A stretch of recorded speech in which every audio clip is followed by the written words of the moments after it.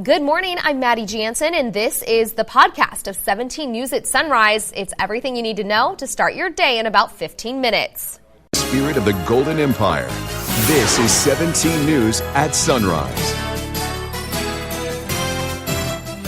Good morning. Heat wave day 2. Temperatures expected to soar again today. Kevin has your forecast, and we have tips and resources to help you and your family stay safe. Plus, firefighters worked overnight to keep a pair of fires near the grapevine from growing.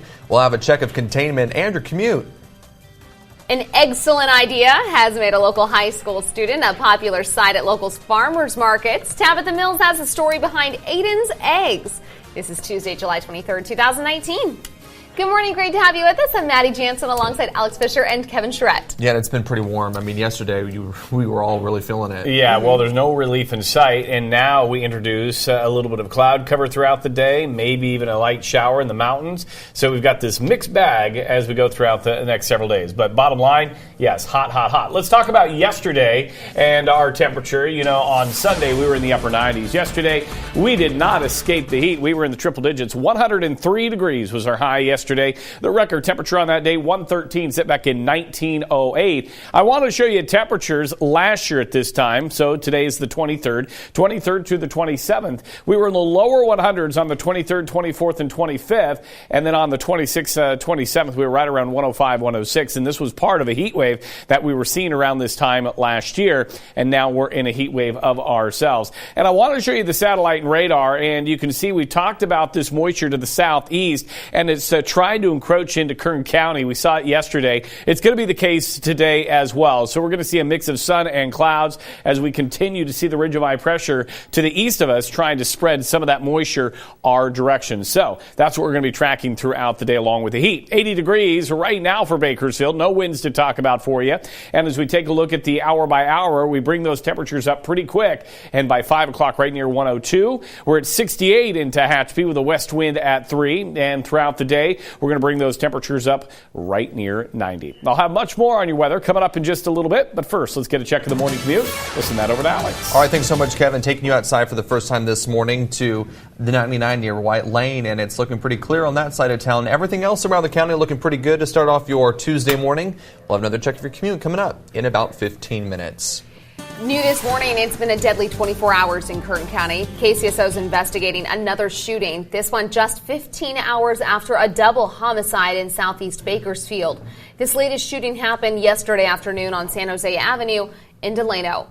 That's just off County Line Road. Deputies found a man who had been shot. Paramedics rushed him to the hospital where he died. KCSO says one person is in custody and the investigation is ongoing. An investigation is also underway this morning after a train hit a pedestrian. It happened just before midnight north of Jowetta Avenue near Cactus Drive. Information is limited, but a sheriff's deputy told our photographer on scene the coroner was there. We've put a call out to KCSO for more information. We'll bring you updates as soon as we know more. Family and friends continue to rally for the Tehachapi woman accused of murdering her ex-husband. Police say Wendy Howard shot and killed her ex-husband, Kelly Pitts, on June 5th. Investigators say the shooting happened after she reported him to police for allegedly molesting their 16-year-old daughter. Howard also says Pitts molested her older daughter, but no charges have been filed against Pitts. Howard's daughters are calling for her to be released. Our mom was defending herself. Self-defense is not a crime. She does not belong behind bars. This is very unjust. She deserves justice. Yesterday, a judge ordered the release of records from the Sheriff's Office, Tehachapi Police, and Ventura County Sheriff's Office. The judge also issued a gag order in the case. That means attorneys on both sides cannot comment. Howard is due back in court next Monday.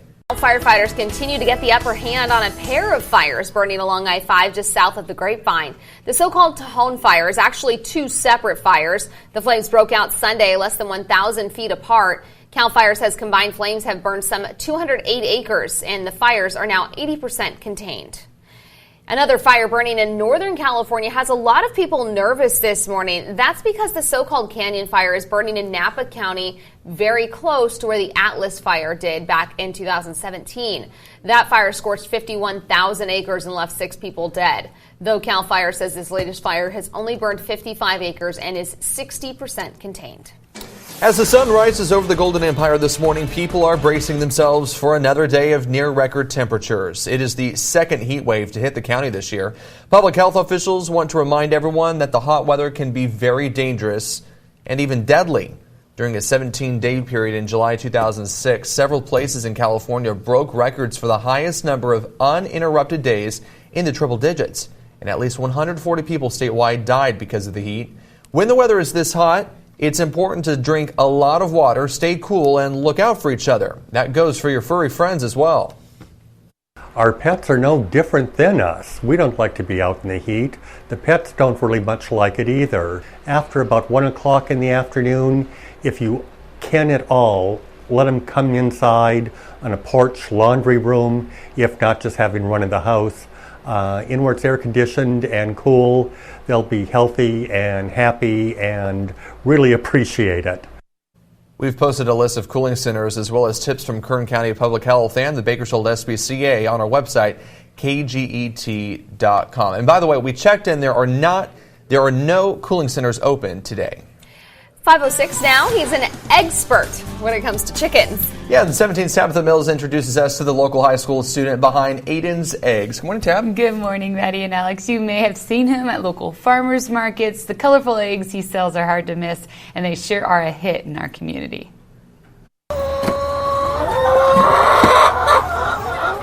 Every morning, Sunday through Monday, you can find Aiden Gartenlaub here at the Highland High School farm collecting eggs. Typical morning routine is we come out here and we grab the feeders and we feed the chickens and we collect the eggs. We usually get about 10 dozen a day or so, sometimes less.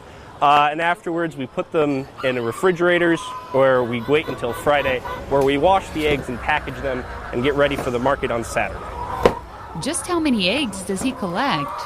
About 50 dozen a week and usually about 10 dozen a day. It's a lot of work.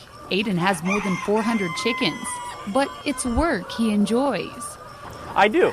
I really do. It's a great experience to have responsibility and to take care of something and to watch your business grow. Aiden is a junior at Highland and a member of the Future Farmers of America program. Through FFA, he started Aiden's Eggs. One thing that really stands out to me is the different color variety that the chickens lay. We have anything from a dark chocolate egg to a tan egg to sometimes an olive egg or a rose egg. That's one of the main selling points of Aiden's Eggs, is the different variety of color, but also because of the freshness. The eggs are usually at the latest 5 days old. We collect throughout the week, while most grocery stores, on the other hand, the minimum is probably 30 days. 2 years in and roughly 50 dozen eggs a week at $7 a dozen. That's $350 a week, or roughly $1,400 a month. But Aiden doesn't care about the money. He cares about his chickens, their product, and his customers. The most enjoyable thing is to have the repeat customer come back and tell me how great the eggs were. It's a really great feeling that you just have accomplished something and that you've made something that someone enjoys.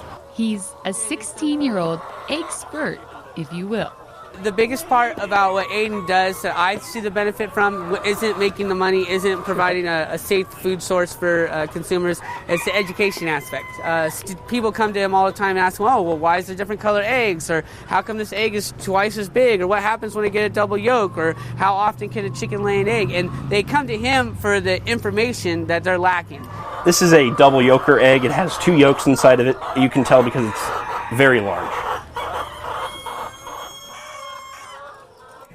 An excellent young man. He is. You can buy Certainly. Aiden's Eggs at the East Hills Farmers Market every Saturday. You can also grab them at Dot Knot in downtown Bakersfield. How many puns were in that story? I know, My right? goodness. How many did he do? Let's see. I had a lot more, and then I cut him out because this is a serious story. He's doing great things out there. Jim Scott had a lot of good ones. sure, yeah. Jim was throwing him out. His business is really Jim cracking. said the kid is all cracking. He's all cracked up to be. Yeah, it's great. Good job. But that's yeah, awesome. Very impressive, though. I know he's just a junior in high school, and he's got this successful Fantastic. business. It's phenomenal. Yeah.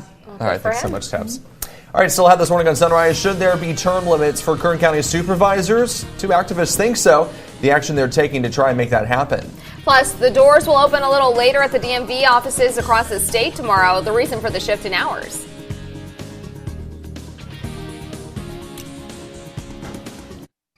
walking in the spirit of the Golden Empire. This is 17 News.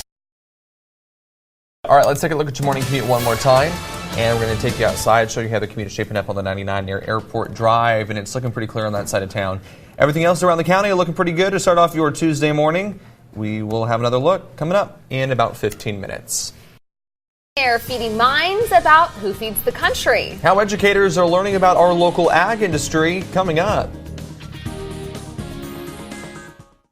Local farms are partnering with educators once again for the 27th annual Teachers Agriculture Seminar. 17's Karen Waugh has a look at how the event is a learning experience for teachers.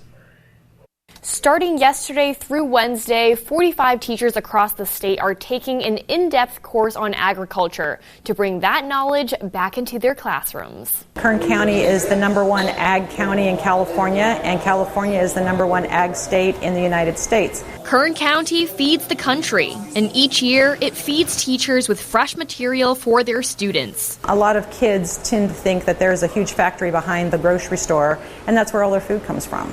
So we need to change that. In a 3-day seminar, 45 teachers from around the state are touring Kern County farms, taking those lessons back to their classrooms just in time before school starts. And being a nutrition teacher, the information I can take back and tell my kids as we're cooking this food where it's actually coming from the farm to the table. So I can do more labs outside, we can do a nature walk. On day one, they toured the Kern County Fair School Garden, Cattleman's Auction Yard, Red House Beef, and South Valley Farms. Well, I just think it's important that people know where their food and fiber comes from. Now, the seminar is sponsored by several farms and organizations, including the Farm Bureau and Ag Foundation. I'm Karen Hua, 17 News.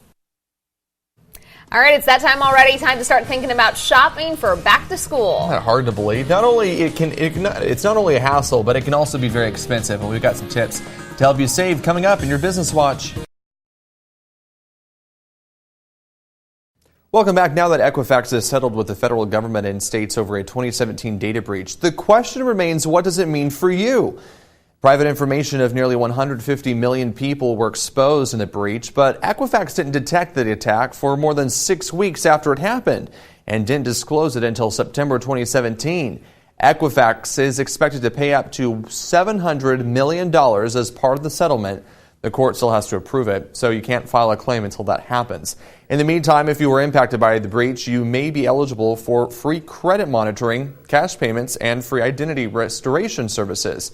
If you aren't sure if you were affected, the Federal Trade Commission's breach claims site will soon have a tool to help you check. And by the way, starting in 2020, all U.S. consumers can get 6 free Equifax credit reports per year for 7 years. Well, it is hard to believe, but back to school shopping, it's not something most parents look forward to. And Mandy Gaither has some tips to ease your stress and stretch your dollar.